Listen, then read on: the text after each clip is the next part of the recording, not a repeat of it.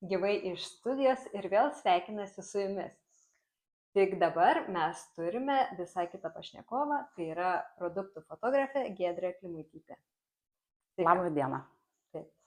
Tai kadangi rugsėjis, būtent tas mokslo metų pradžia, labai geras startas kažką pradėti iš naujo. Ir Giedrė, kaip tik tu fotografuoji, tiksliau rengi dirbtuves, taip? Fotodirbtuvės. Taip. Fotodirbtuvės. Taigi, papasakok žiūrovams, kas tai per dirbtuvės. Iš principo tai yra fotodirbtuvės, kurių metu mes susirenkame ir fotografuojame. Mokinamės fotografuoti, naudojamės įvairiom priemonėm, aš padedu, patariu, pasakau klaidas, pasakau kažkokius ar ne patarimus. Dažniausiai pas mane ateina žmonės, kurie, tarkim, prekiauja kažkuo arba gamina kažkokius savo produktus ir jiem reikia turėti tų nuotraukų. Tai jie atsineša tuos produktus čia į studiją, na ir jau tada mes galvojam, kaip gražiau juos pateikti. Bet iš tikrųjų tai pačios dirbtuvės prasideda nuo pagrindinių tokių esminių, paprasčiausių fotografijos taisyklių. Ne tai, kad taisyklių, galbūt patarimų, kitų dalykų, kur juos žinant ir jais vadovaujantis tiesiog gauname gražias nuotraukas. Ar tu pasidalinsi su mumis, kokie tie pagrindiniai dalykai, kuriuos reikia žinoti? Taip, aš iš tikrųjų, čia nėra jokia paslaptis, visą tą informaciją galima rasti bet kokiam turbūt fotografijos vadovėlyje. Aš irgi esu visą tai aprašiusi smulkiai savo puslapyje, būtent tam, kad tie žmonės, kurie ateina pas mane į dirbtuves, tiesiog galėtų nueiti ir prieš dirbtuves jau pasiskaityti. Ir susipažinti. Taip. Ir kad į dirbtuves ateitų žmonės jau šiek tiek pasiruošę. Nes tada kyla daug klausimų. Tada ten vėl kažką norisi išbandyti vienokį ir kitokį. Dažnai kažką išgirsta pirmą kartą arba ten net nepagalvoja. Tai vat dirbtuvės prasideda nuo aptarimų, tų mano patarimų, kurių yra 8. Ir mes juos išsiaiškinam, atsakau visiems iškylančius klausimus ir labiau gilinamės į konkrečias situacijas ar kas aktualu žmonėm. Ir po to jau, sakau, visi kartu einam darbuotis. Vienas ten fotografuoja, kitas ten, dar kažkur, kartu padedam, komentuojam, žodžiu, vyksta toks kūrybinis procesas. O į dirbtuves kam labiau rekomenduoji ateiti? Ar tiesiog žmogui, kuris neturi patirties su fotografija, ar visgi galėtų ir profesionalas ateiti kartu, pavyzdžiui, kažkokias tai žinias tuo pačiu praplėsti? Iš tikrųjų, pas mane daugiausia, profesionalai gal ne, bet daugiausia ateina būtent tie, kuriems reikia nuotraukų. Daug, gražioje aplinkoje, kurie, pavyzdžiui, galbūt neturi tam tikrų priemonių, nes pas mane yra fonai, yra visokių dekoracijų, rekvizitų, viską mes naudojam. Tai dažniausiai ateina tie, kurie ir turi mažai žinių apie fotografavimą, bet jiem, kaip pasakyti, vis tiek reikia. Taip. Tai labiau ateina tie, kurie nieko nesupranta apie fotografiją, nes tai, ką aš ten perduodu ir ką mes veikiam, tai yra tikrai toks, net nesakyčiau pradžiamokslis, tai tiesiog tokios labai basic žinios, kur, sakau, kiekvienas gali jas net turbūt išgooglinti ar ras kažkur kitur. Tai nėra čia kažkas labai wow, tai profesionalas atėjęs, jis tikrai nieko nesužinos, nebent vėlgi kitas gal turi tikslą pasinaudoti studiją ar vėl. Labai skirtingi žmonės, labai skirtingais poreikiais. Vieniem reikia to, kitiem reikia kažkaip, vienas iš vis nieko nesupranta, nemoka, nori sužinoti, kitas galbūt tiesiog nori kuo daugiau prisifotografuoti ir dirbtuvės išnaudoja kaip ir vat, tiesiog, kad jie gali naudoti studiją. Suprantate? Ir dar gauna plus pagalbą ir patarimus ir viską. Kad galėtų jais pasinaudoti ir ateityje. Tai be abejo, nes, na, kaip ką išmoks ant pečių nenešiosi, tai jau ką atėjai, sužinojai, tai po to tikrai gali taikyti nuolat. Tai gal ir pradėkim papunkčiui, ar ne? Nuo ko pradedat, koks pirmas būtų patarimas? Taip, tai pirmas patarimas būtų fotografuoti natūraliame apšvietime. Reiškia, išjungti blykstės visas ten telefono fotoaparatuose ar kažkur, apskritai vengti kažkokio tai dirbtinio apšvietimo ir truputį pakomentuosiu, kodėl. Aš, pavyzdžiui, kaip produktų fotografė galiu pasakyti vieną dalyką, kad sudėtingiausia būna ypač paprastiem žmonėm, mėgėjam, nufotografuoti, tarkim, savo produktus, nebūtinai, kalbėkim bendrai apie nuotraukas, tiesiog išgaunant natūralias spalvas. Tai yra, jeigu aš parduodu, nežinau, apyrankę ar kažką, tai bet kokį produktą mes fotografuojam, yra labai svarbu spalvos, forma turi atitikti realybę. Nes žmogus mato nuotrauką internete ir po to, kai gauna iš paštomato, ir jeigu nesutampa, tai kas vyksta, nori gražinti. Konfliktas, taip. Taip, ir tų gražinimų niekas nenori. Tai vat, norint išvengti tų iškraipimų spalvų ar kažkokių tokių netikslumų, tai geriausia naudotis tiesiog dienos šviesa, o kokia tai jau labai įvairiai. Nes aišku, jeigu tai yra debesuota, netiesioginė saulė, tai mes turėsim švelnų, gražų, tolygų apšvietimą. Ten be ryškių šešėlių kažkokių ir panašiai. Pavyzdžiui, produktų fotografijoje tai būtų tobuliausias turbūt apšvietimas, nes tada geriausiai matosi. Kai debesuota? Kai debesuota, taip. Bet tas lietuviškas toks, tas cepelinų dangus, gal cepelinų jau būtų per daug, bet lengvas debesėlis yra tobulas sklaidytuvas šviesos ir mes gauname gražų apšvietimą. Bet aš niekada nesakau, dabar visą sėdėkit ir laukit, kada čia debesis užeis. Ne, reikia visaip išbandyti. Ir labai saulėtą dieną, kai turim tiesioginę saulę, yra su šešėliais pabandyti, galima ir taip, turėsim didelį kontrastą, bus ryšku. Bet ne visada tai gali tikti.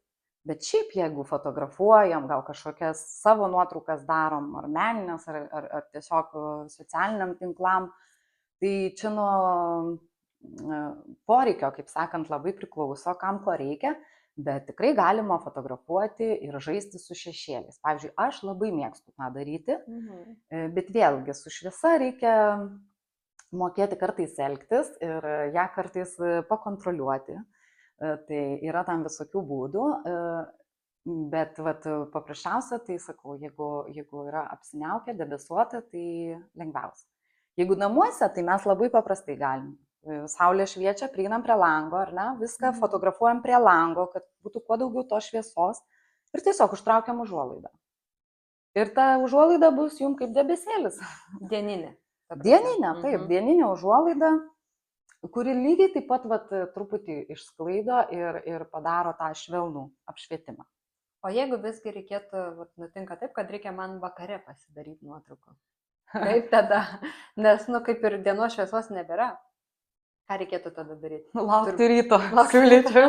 Laukti ryto, nežinau, kas tokio turėtų atsitikti svarbaus, kad čia jau trūkšplyš, dabar jau reikia fotografuoti ir kelt kažkur, galima bandyti. Tai visada įsijunkit šviesą, fotografuokit. Tiesiog, ką aš noriu pasakyti, jau kai dirbame su šviesa, tai reikia suprasti ne tik jos spalvinę spektrą visą, tai yra kiekviena lemputė, netgi elektros turi tą skirtingą kelvinų skaičių ir panašiai. Tai čia yra labai daug dedamųjų ir jau apie apšvietimą su lempomis, tai nežinau, Palikim profesionalam. čia reikėtų labai daugiau pasigilinti. Tai šiaip siūlyčiau to tiesiog vengti ir nedaryti. Arba tą daryti, jeigu norim, sakau, sukurti kažką, nežinau, kitaip, įdomiau, išskirtiniau, būtent pabrėžti galbūt kažką, tai nežinau, nes kiekviena šviesa tarsi filtras. Gali geltoną spalvą mest, gali šaltesnė, šiltesnė, čia žodžiu. Tai tai jeigu yra poreikis, tai pasišviečiam ir fotkinam, ką žinau.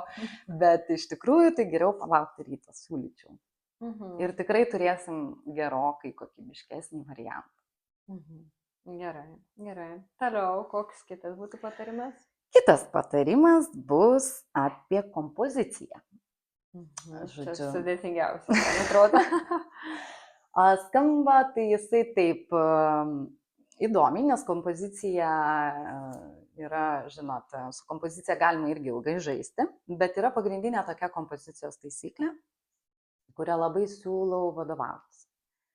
Tai jeigu žinot, ir dauguma turbūt žinot, telefonas yra tokia funkcija tinklelis. Angliškai vadinasi grid. Tai ją įsijungti, tiesiog aš primiktinai prašau. Ir kas ateina į dirbtuves, jau jeigu būna nepasiruošę, tai sakau, dabar įsijungiam ir niekada nebeišjungiam. Tas gridas, tai ką jis padaro?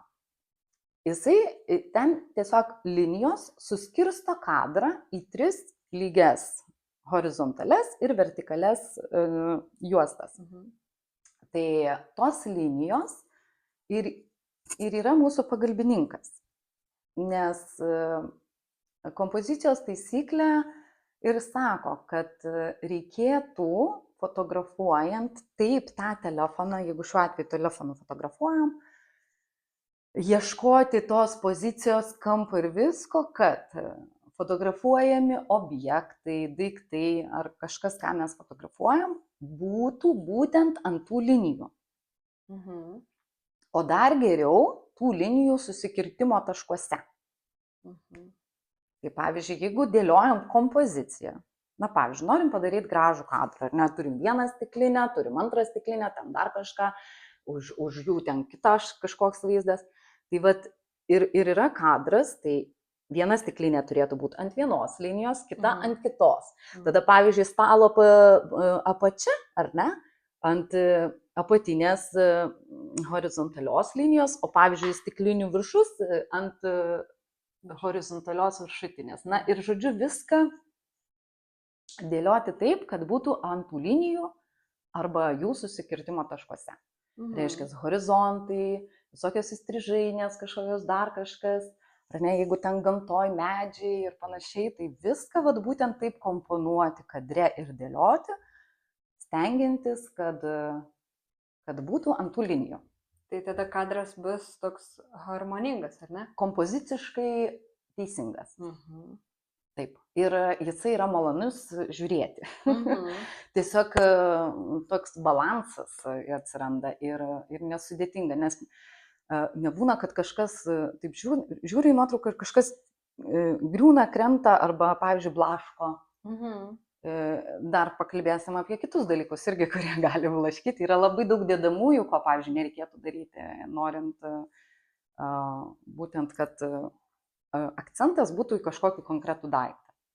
Pavyzdžiui, jeigu fotografijoje produktų mes norim parduoti tą produktą, bet fotografuojam ne baltame fone, o aplinka visa kita, tai kaip nufotografuoti taip, kad žiūrovas pasižiūri į nuotrauką ir mato būtent tą produktą, tą daiktą, o ne ten kažką kitą. Tai čia ir yra ta kompozicija, kur tu padedi teisingoje vietoje ir jau iš karto tokia pirmumo.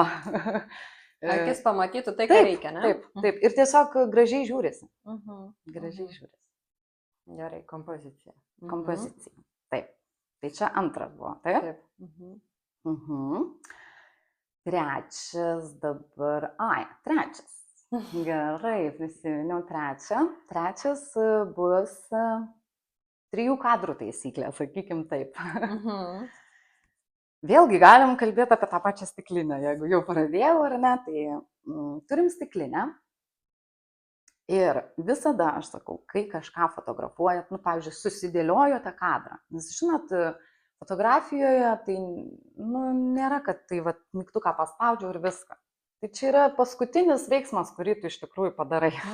Nes prieš tai seka labai didelis pasiruošimas ir daug laiko mes sugaištam tą kadrą dėliodami, ieškodami tos kompozicijos ar netų kampų dar kažko. Tai 3 kadrų taisyklė ką sako? Kad kai jau susidėlioji kadrą, kai jau pasiruošiai fotografuoti, nefotografuoti visko taip vienu kampu ir vienaip kažkaip, o pasidaryti mažiausiai 3 skirtingus kadrus. Vieno ir to pačio daikto. Kampai čia yra dar kita tema, bet šiuo atveju kadro stambumas. Tai reiškia, pirmą, pavyzdžiui, kadrą pasidarom bendrą. Vat mes matome staliuką, kėdutę, sofutę, čia ta stiklinė, ar ne, ten dar kažkas, vagėlė gali būti tam kadre, bet matom bendrą vaizdą, vat, kur ta stiklinė yra, kam jinai skirta, va čia pripilta vandens ar ne, matosi kaip ir. Galim įsivaizduoti bendram vaizde jos dydį, nes atsiranda kiti daiktai, su kuriais galim palyginti. Žodžiu, tai parodo, kur kaip tas daiktas galbūt naudojamas. Ne? Tada kitą kadrą darome vidutinį. Reiškia, fotografuojame taip, kad tas produktas iš principo užimtų didžiąją dalį kadro. Reiškia, jau mes nebematome ten gėlės, sofos, kėdės, gal stalo tik tais kaip pagrindą kamputį, bet stiklinė užima didžiąją dalį nuotraukos ir niekas kitas nebeblaško. Reiškia, vidutinis kadras turi būti taip, kad matom visą daiktą pilnai, tvarkingai, gražiai. Ar ne? O 3 kadras yra stambus. Tai reiškia, mes jau taip pritraukiame vaizdą, kad matome kažkokią detalę ar kažkokį dalį, galbūt net, pavyzdžiui, galima pusę stiklinės ir tas antiek iš arti, kad ar ne, jau tada labai matom ten tas vanduo, galim pilt ne vandenį ir dar va čia lašiukas, matom tą net lašiuką, žodžiu, ir kažkokie akcentai į detalės, į tokius smulkius dalykus. Aha, ir aš tada iš karto turiu klausimą, jeigu fotografuojam telefonu, kaip geriau daryti jau tą stambų kadrą? Ar visgi prinešti tą kamerą arčiau, ar šiek tiek geriau prizuminti ir tada fotografuoti? Su zoomu čia yra, žodžiu, jeigu dabar labai fainos kameros, kur turi 3 kamerytės, labai populiaru, ne visi turi, bet jeigu turit, tai va tada siūlyčiau naudotis tomis 3 kameromis. Reiškia, viena kamera, bet ir tai net galbūt ta 0,5 kamera jau per didelė, per plačiai ten viską įma, nes jinai labai daug vaizdo paima. Tai gal tiek nereikia, užtenka to mažesnio, kur vienas kartą, ar ne, yra. Tai vieną tokią ir tuomet pereiti ant kitos kameros. Zoomą reiktų naudoti minimaliai, jeigu rinktis, tarkim, ar zoominti, ar prieiti su kamera, su tuo telefonu, tai geriau prieiti su telefonu. Nes mes tiesiog turėsim didesnę kokybę, ryškesnį, gražesnį vaizdą, o kiekvienas zoominimas jau ten prasideda niuansai, gali ir kažkas sudrebėti ar dar kažkaip, bet aš nesakau, kad dabar jau nezoominkit ir nefotografuokit tik su zoomu. Ne. Iš tikrųjų viskas ateina per praktiką. O kitas dalykas, pavyzdžiui, kad ir tie patys telefonai taip puikiai dabar fotografuoja, kad ir tuos zoomus gerai padaro ir viską. Tai ir išsibandyti reikia. Pabandyti, pavyzdžiui, nusifotografuoti tokį pat kadrą su zoomu ir tokį pat kadrą ne su zoomu, o priejus su kamera arčiau. Ir pasižiūrėti, pavyzdžiui, kuo skiriasi. Nes bus šioks toks skirtumas iš tikrųjų. Nes kai mes prizoominam, mes, pasikeičia tas matymas, ar ne? Tai gerai, tai tada iš toli vidutinis tolumas, ar ne, ir stambiausias. Taip, reiškia 3 kadrai ir turėdami to, tai čia minimum, sakau, mažiausiai mažiausias tas skaičius, kurį reikėtų padaryti. Tai plus mes galim, kaip minėjai, daryti ten jau tada kitus kampus, ten laužyti, ten kažką ieškoti, kažkokio ten, nežinau, ar ne? Bet šitie 3 yra pagrindiniai, kuriuos, reikėtų padaryti, norint tiesiog turėti didesnį pasirinkimą. Ir čia aktualu ne tik keliant nuotraukas į kažkokį tai elektroninės parduotuvės, kas dabar labai aktualu, ne? Nes žmogus atsidaro, stiklinę parduoda, gerai. Ir jis iškart mato, tai stiklinė namuose, geria, tvarkoj, stiklinė, tik stiklinė ir nieko kito, čia stiklinės ten kažkoks, gal, žinai, ant jos yra raštas ar kažkoks ten kažkas, ko iš bendro kadro nesimato. Tai šiais 3 kadrais mes labai gerai reprezentuojam ir parodom tai, ką norim. O iš tikrųjų tai dar labai naudinga tie 3 kadrai keliant į socialinius tinklus. Kaip aš, pavyzdžiui, sakau, ypač Instagramas yra toks tinklelis ten taip pat. Tobulas pavyzdys, taip. Pabandykim sukelt dabar visas bendras nuotraukas, kur visur tokia makalynė, visko daug, ir gėlė, ir sofa, ir ta kita nuotrauka, vėl ten kažkas, ir visos tokios bendros. Arba visas nuotraukas dabar kelkime tik vidutinius kadrus, kur daiktas, arba ten žmogus, ne? Būna, pavyzdžiui, kiti filmuoja, kažką daro, ir visur iki pusės, arba tik galva. Darosi neįdomu. Taip. Tai jūs įdėkit akį, pavyzdžiui, akį, ar kažką kitaip. Čia yra įdomus dalykas, nes žmogaus akis gal neišsiplėskim, jau labai jo, gal čia galima bus palikti kitam laivui. Jo, čia kaip kelt nuotraukas į socialinius tinklus irgi dar galėčiau labai daug pasakoti, bet iš tikrųjų šie 3 kadrai labai padeda sukurti gražų tą tinklelį. Ir tiesiog yra maloniau žiūrėti, nes kadrai keičiasi savo stambumu. Ir nėra nuobodu žiūrėti. Gerai. Tai jau 3 turim patarimus, ar ne? 3. Taip. Dabar prie 4 galim pereiti. Taip, 4. Tai bus tas kampas kažkoks įdomesnis, kad žodžiu, visada reikia irgi pabandyti nufotografuoti kažkokiu kitokiu rakursu. Ne taip, kaip mato akis. Nes mes kaip matom, akių lygyje, ar ne, tam tikri daiktai ir panašiai, ir labai dažnai taip ir fotografuojam, kaip matom.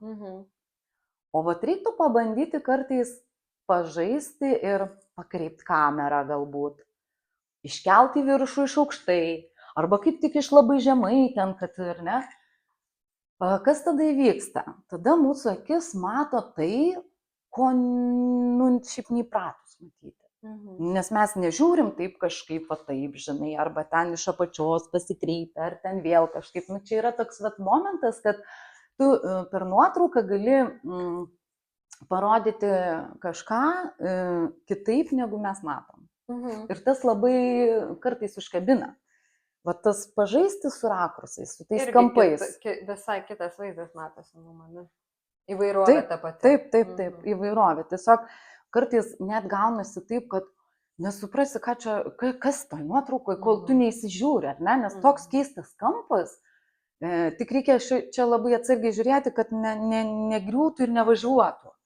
Ten horizontas, ar, pavyzdžiui, kažkokie baldai, dar kažkokie daiktai, nes kartais mes, kai pradedam ten visai kelt, sukioti ir lankstyti, tai gaunasi viskas toks susijaukia. Tai ta kompozicija, nepamirštam, žodžiu, taip jau kaip einam per tuos punktus, tai kiekvieną punktą vis turim pridėti be fotografuojant. Reiškia, laikomės šviesos, laikomės kompozicijos, laikomės 3 kadrų. Ta prasme, viską apjungiam. Taip, ir kai darom tą keistų rakursų nuotraukas, vėlgi mes turim laikytis ir kompozicijos, ir visų kitų dalykų.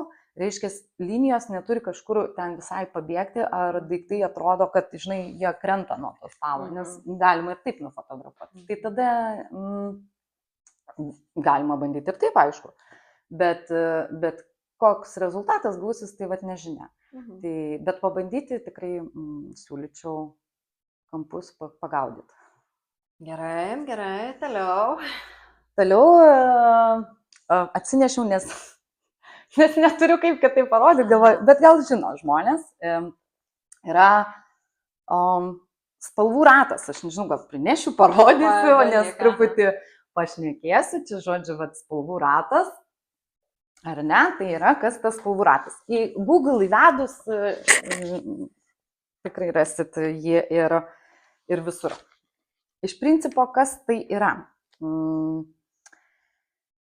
Ką tos spalvos šiaip čia sako ir rodo? Tai pavyzdžiui, greta esančios spalvos, šalia viena kitos, jos šiaip yra tarpusavėje derančios ir tokios malonios akys, ar ne?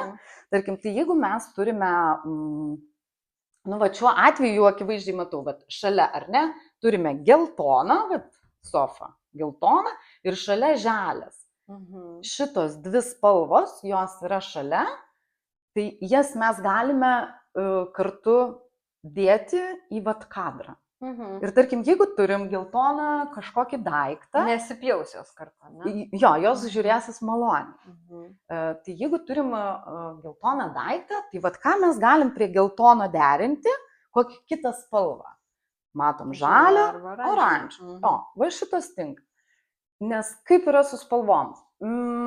Jeigu produktas, kažkoks daiktas, apsirengiam, save fotografuojam, apsirengiam rūbą kažkokį ir jisai gali labai arba sugadinti. Spalva yra toks dalykas, atkreipia dėmesį į save vienas momentas. Ir šiaip su spalvom reikia mokėti žaisti. Tai kad gaudytis, kaip spalvas derinti arba kaip į vieną kadrą kokią dar paimti spalvą, kad neprarasti vaizdo, tai labai siūlau vadovautis tuo spalvų ratu. Taip, galima tiesiog fotografuojant atsidaryti ir turėti šalia, kad matytum. Google įsivedus visada visur yra po ranka, nereikia čia knygų nešiotis. Bet pavyzdžiui, lygiai taip pat mes galime derinti spalvas priešingas. Reiškia, jeigu turim čia žalią, čia rožinę, tai irgi bus gerai.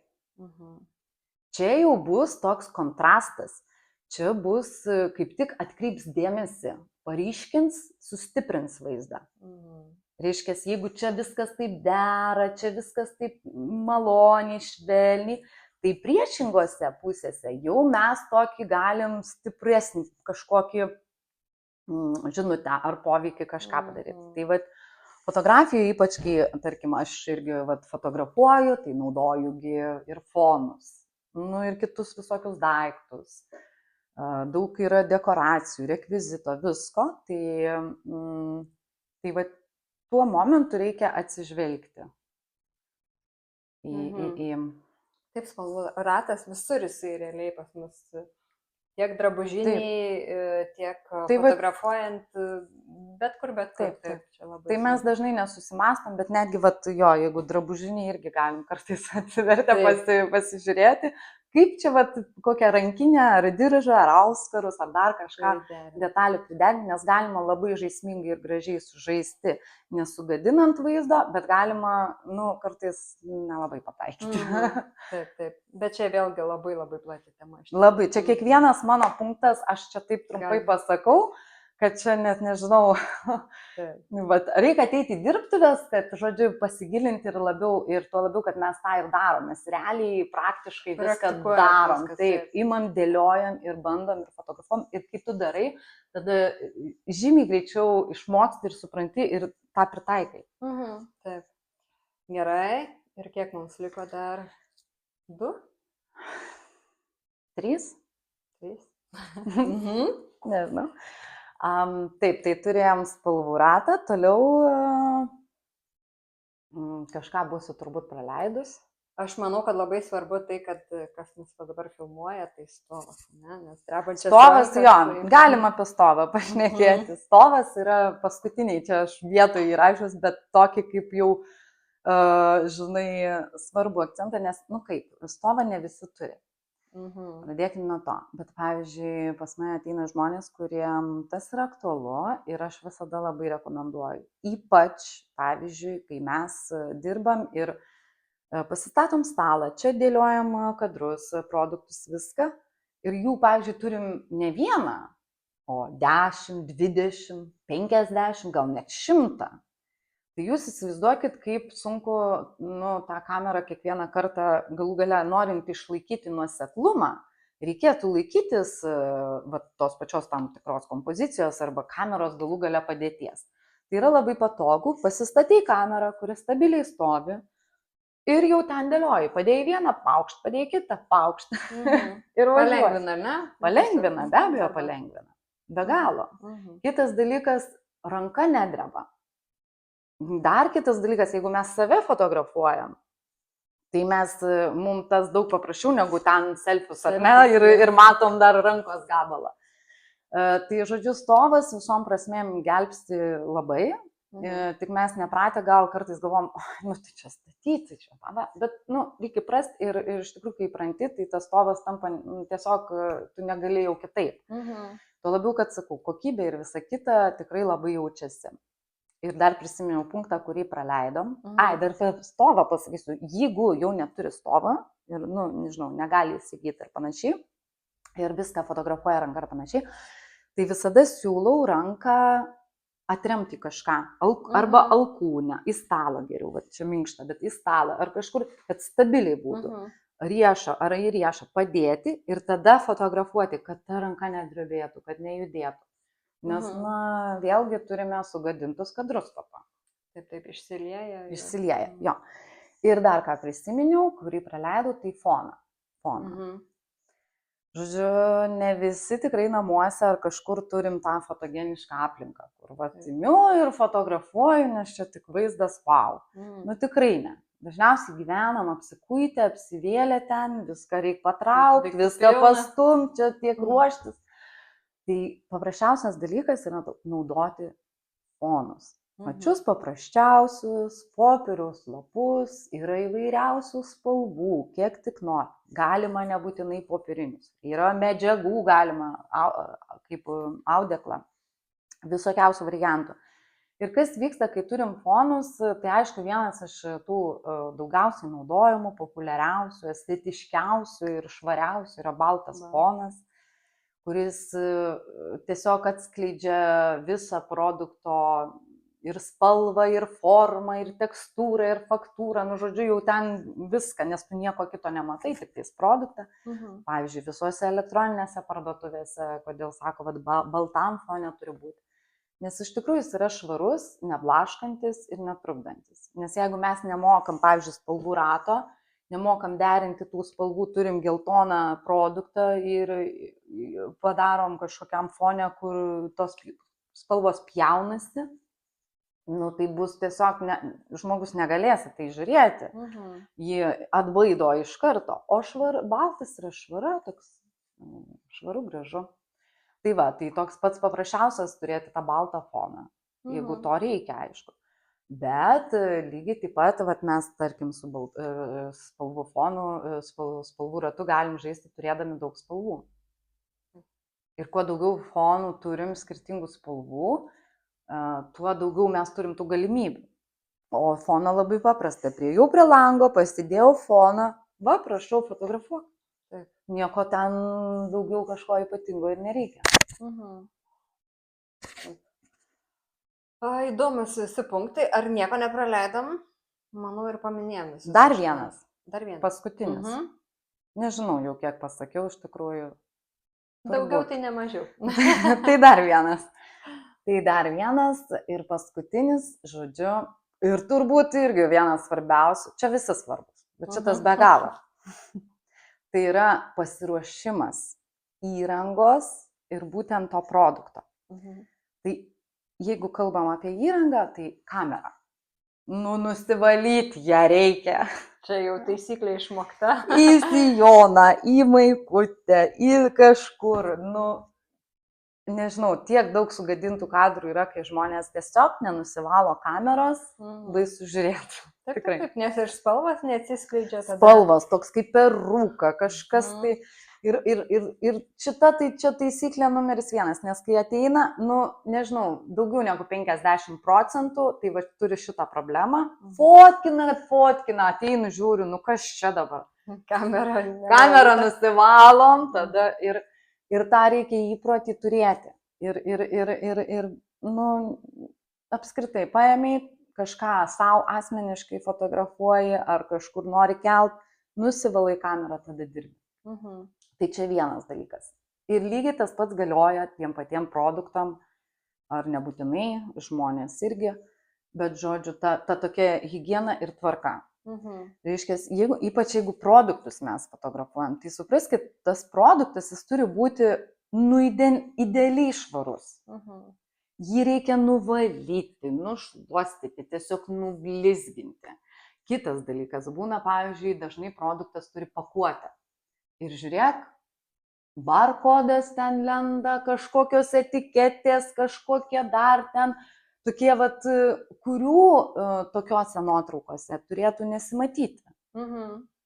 Tai čia irgi, kaip sakant, kai žmogus fotografuojasi, tai pasižiūrėk, kad ten koks kažkas, kad visokie paprasti elementarūs dalykai, bet vat, tas dulkių galų gale nuvalymas. Nes čia su telefonu, kai fotografuoji, tai dar, bet, pavyzdžiui, kai su kamera ir tu nusifotkini ir po to atsidarai per kompiuterį, tai viskas matosi. Kad tiesiog kiekvienas pasiruošimas, nusivalymas ir apsitvarkymas tau pamažins darbo vėliau, retušuojant ar tvarkant tas nuotraukas. Tai kuo mes švariau viską darom, tuo mes turim gražesnį vaizdą. Taip, aš manau, nepadės nei šviesa, nei fonas, jeigu pats produktas bus netvarkingas arba kamera bus purvina. Tai čia tikrai. Tai žodžiu, ačiū Giedre labai už visus patarimus, visi tikrai labai naudingi, būtini ir manau, čia reikia juos tikrai laukti dirbtuvėse. Taip. Dirbtuvėse, kurios kaip tik darau kiekvienais metais iš tikrųjų, rudenį, pavasarį dažniausiai, o šiaip tik kai susirenka grupė. Tai va, drąsiai parašykit, jeigu norėtumėt į šias dirbtuvės, tai Giedre lauk žinučių. Taip. Tai ačiū už pokalbį. Ačiū tau. Ir iki kito karto. Iki.